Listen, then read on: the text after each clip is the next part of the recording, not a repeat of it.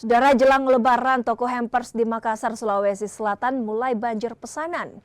Hampers dengan beragam isian banyak diburu warga sebagai hadiah di Hari Raya. Lebaran yang sebentar lagi membuat toko kue dan hampers mulai kebanjiran pesanan. Salah satunya toko di Jalan Karundrung, Kota Makassar ini, sejak masuk minggu kedua Ramadan, puluhan hampers dan kue kering mulai terjual. Hampers berisi kue kering dan beberapa aksesoris lucu jadi salah satu buruan warga. Mereka mulai memesan untuk dijadikan hadiah di Hari Raya. Beberapa tahun sebelumnya sejak ada Cocolisius, biasanya untuk penggunaan pribadi. Tapi 2 tahun terakhir banyakkan hampers. Hampers gimana nih Bu yang jadi cara atau ini suka hari ini dilihat ya? Dari dulu sukanya yang wafer coco, itu Cocolisius, cuma semuanya enak kok. Kalau dari bentuk-bentuk atau kemasannya mana mungkin yang menarik Ibu lihat?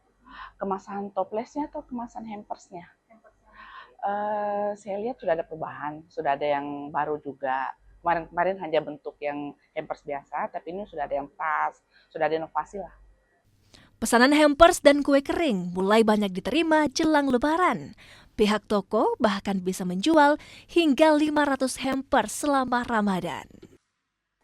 Untuk tahun ini sudah banyak yang datang lirik-lirik hampersnya yang ini ukuran yang harga 535, alhamdulillah sudah ada juga masuk.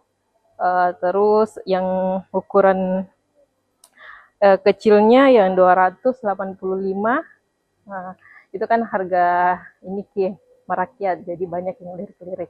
Nah, kalau ini kan standar.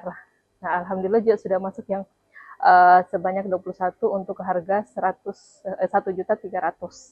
Harga hampers di toko ini dijual beragam, mulai dari 200 hingga 1 juta rupiah tergantung isian.